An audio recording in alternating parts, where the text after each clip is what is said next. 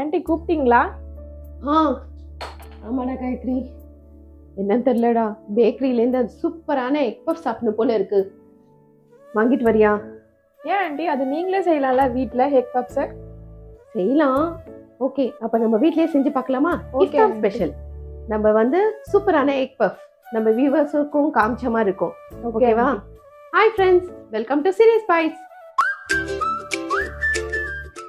இன்னைக்கு நம்ம special egg puff, இஃப்தார் ஸ்பெஷல்.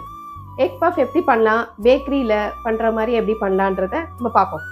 இதுக்கு தேவையானது 4 பொருட்கள் மட்டும்தான். 3 முட்டை, அப்புறம் சிக்கன், கொஞ்சமாக நான் சும்மா சிக்கனும் போட்டுக்கிறேன், எனக்கு பிடிக்கும். அப்புறம் கோதுமை மாவு ஆல்ரெடி இந்த மாதிரி சாஃப்டாக பிணைஞ்சு வச்சுட்டேன். ஆக்சுவலி மைதாவில் பண்ணுவாங்க, நான் கோதுமை மாவில் காமிக்க போகிறேன். 3 வெங்காயம், இது எப்படி வெட்டணும், எந்த மாதிரி வெட்டணுன்றதை நான் காமிக்கிறேன். இந்த 3 எக்கும் பாயில் பண்ணிக்கலாம். இப்போது இந்த மாதிரி ஸ்லைஸாக வெட்டிக்கலாம். வெங்காயம் இந்த மாதிரி ஸ்லைஸாக வெட்டிக்கலாம். இப்படி ஒரு ஃப்ரைங் பேன் எடுத்துக்கலாம், ஆயில் போட்டுக்கலாம். இப்போது எண்ணெய் காஞ்சிடுச்சு, நம்ம இந்த வெங்காயம் போட்டுக்கலாம். அதே மாதிரி 2 பச்சை மிளகாய் குட்டி குட்டியாக நறுக்கி போட்டுக்கலாம். இதை நல்லா வறுக்கணும். 1/2 ஸ்பூன் இஞ்சி பூண்டு பேஸ்ட்டு கொஞ்சமாக போட்டுக்கிட்டா போதும். அப்புறம் இது லைட்டாக வதக்கணும், ரா ஸ்மெல் போகிற அளவுக்கு. இப்போது கொஞ்சமாக சிக்கன் போட்டுக்கிறேன் இதில், ஏன்னா எனக்கு பிடிக்கும் சிக்கன் போட்டால். வேணான்னு நினைக்கிறவங்க சிக்கன் அவாய்ட் பண்ணிட்டு வேணும்னா வெங்காயம் மட்டும் போட்டுக்கோங்க. இப்போது 1/4 ஸ்பூன் மஞ்சத்தூள், 1 ஸ்பூன் மிளகாத்தூள், 1/2 ஸ்பூன் ஜீரகத்தூள், 1 ஸ்பூன் தனியாத்தூள், அப்புறம் கரம் மசாலா கொஞ்சோண்டு 1/2 ஸ்பூன், தேவையான அளவு உப்பு. நம்ம இந்த கொத்தமல்லி போட்டு ஆஃப் பண்ணிக்கலாம். இப்போ நான் கோதுமை மாவை சப்பாத்தி மாதிரி நல்லா மெலிசா திரட்டி எடுத்துக்கிறேன். இந்த மாதிரி ஒரு 5 சப்பாத்தி திரட்டி வச்சுக்கணும்.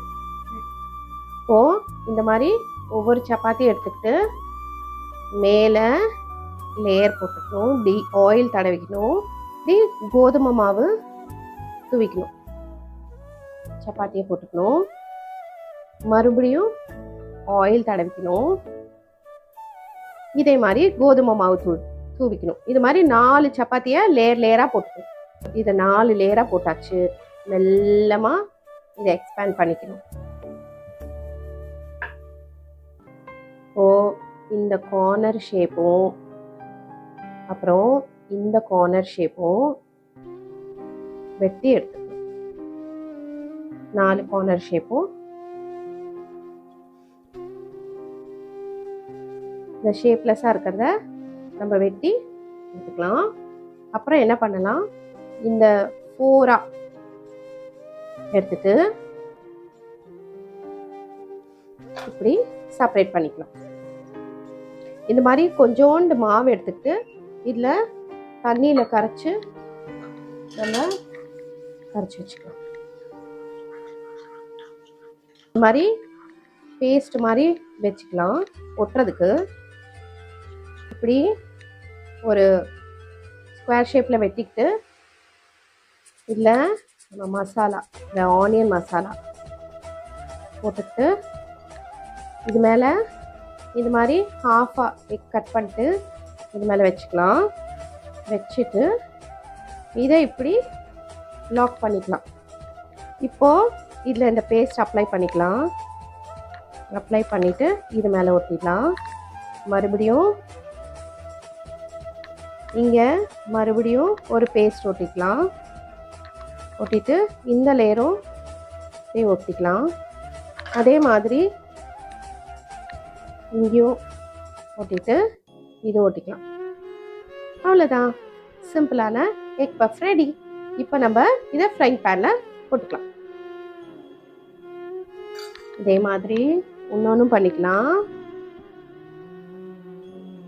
இது ஃப்ரெண்ட்ஸ், நான் இன்னொன்று சொல்லணும்னு நினச்சேன். ஆக்சுவலி நான் இதை ப்ரெட்டில் ட்ரை பண்ணேன்.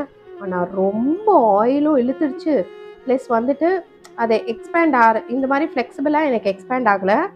ரொம்ப ஃபெயிலியர் ஆகிடுச்சு ஃப்ரெண்ட்ஸ். எப்படி பண்ணாங்கன்னு தெரியல. ஆனால் இது எனக்கு ஹெல்த் வைஸும் நல்லது.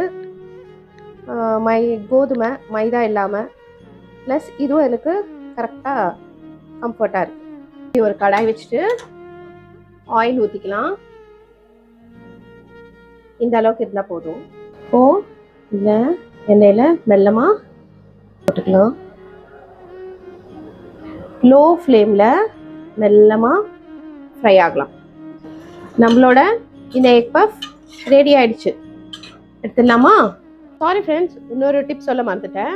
என்னன்னா, உங்களுக்கு இந்த மாதிரி சப்பாத்தி திரட்டி இந்த மாதிரி பண்ணுறதுக்கு கொஞ்சம் கஷ்டமாக இருந்துச்சுன்னா, நம்மளுக்கு ஜெப்டோவில் இதுலலாம் கிடைக்குது சமோசா லேயர்ஸு.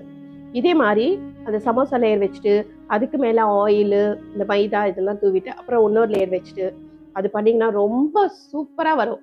ஆனால் உங்களுக்கு கொஞ்சம் ஹெல்த்தியாக கோதுமாவில் பண்ணி காமிக்கணும்னு நான் இப்படி செஞ்சுருக்கேன். அது எப்படின்றது லேயராக நல்லா வரும்.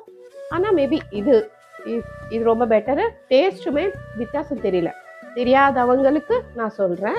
அந்த லேயர்ஸ் வாங்கி லேயராக வச்சு இந்த மாதிரி பண்ணிக்கலாம்.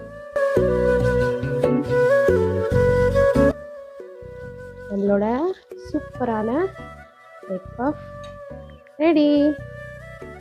பாருங்க ஃப்ரெண்ட்ஸ், எவ்வளோ சூப்பராக வந்திருக்கு. ஃப்ரெண்ட்ஸ், நம்மளோட இந்த எக் பஃப் ரெடி. சாப்பிட்டு பார்க்கலாம்.